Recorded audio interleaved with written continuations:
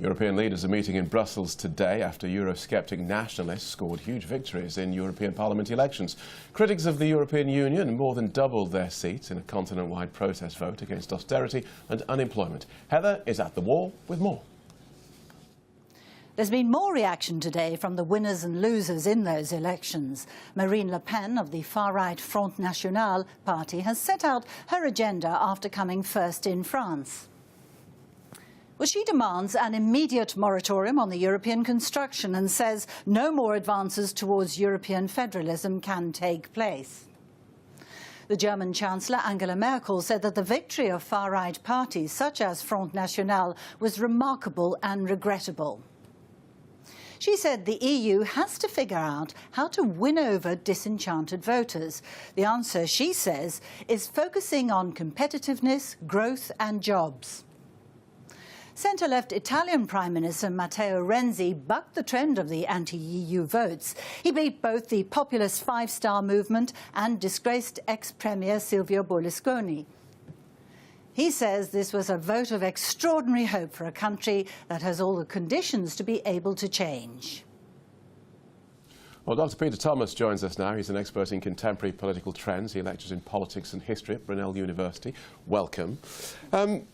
A multinational election proceeds. Nobody gets shot, nobody gets bombed. EU leaders call a panicked outcome to discuss a result that pretty much everyone expected.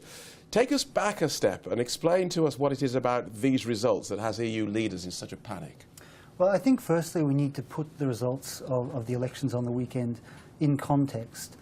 We've seen politics across the European Union in the last 6 or 7 years of continued austerity, of a continued reduction of some of the gains of the social democratic welfare state in the post-war period. And it's been these types of politics that have prepared the ground for the growth of far-right extremist policies in Europe and the success of these formations on the weekend. One of the great difficulties, I think, with the claim that this has been a political earthquake is in many respects it's a result we could have expected. The ground has been clearly prepared by the policies of ruling parties over the last years. And the real question that needs to be posed today to the leaders assembled in Brussels is, I think, their own responsibility in the rise of the types of political formations we've seen. Indeed, recently. as you say, it didn't come as a surprise to most people, except those European leaders who've reacted with, shock horror. And in many respects, I think there we see a lack of political responsibility or a reckoning of accounts with the type of political terrain that their own social and economic policies in the last years have helped to prepare. The metaphor of a political earthquake, of which we've heard much in the last days, is, I think, in many respects quite inaccurate. It can be misleading if we understand an earthquake to be something that was unexpected, unannounced, entirely without explanation. A more accurate metaphor to describe the events of the weekend would be something akin to a flood. A flood is something for which you can prepare. You can build dikes, you can build defences.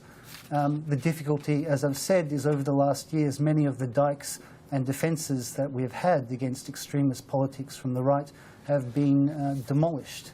Are we necessarily talking about extremist politics? So it's quite interesting that when people talk about anti-establishment groupings, we're talking about sets of politicians who don't necessarily look like each other, who won't necessarily get on.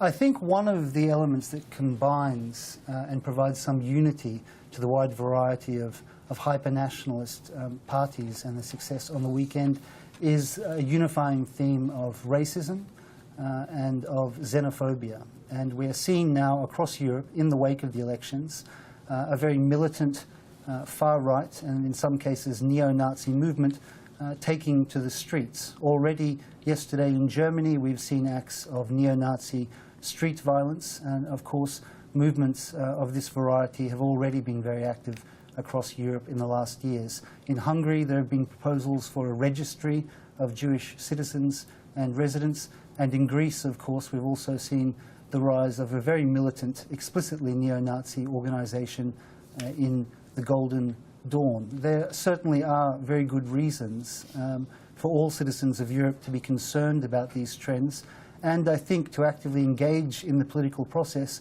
in order to ensure that we do not see a revival of a continent-wide fascist movement effectively funded by European taxpayers' own payments to the European Parliament. Why do you think Italy really bucked the trend? Well, Italy in many respects did not buck the trend to the same extent as we've seen in Spain and in Greece. I think with much of the commentary and the justified fear of the emergence of the far right over the weekend, many commentators have forgotten that these European elections were the first time since 1984 that a party from the far left, from the socialist and communist traditions, was the winner in the European election on the national terrain. In 1984, Berlinguer's Communist Party of Italy registered a victory on the Italian terrain. This year, in Greece, Syrisa, of course, was the really great winner, registering over 20% of votes.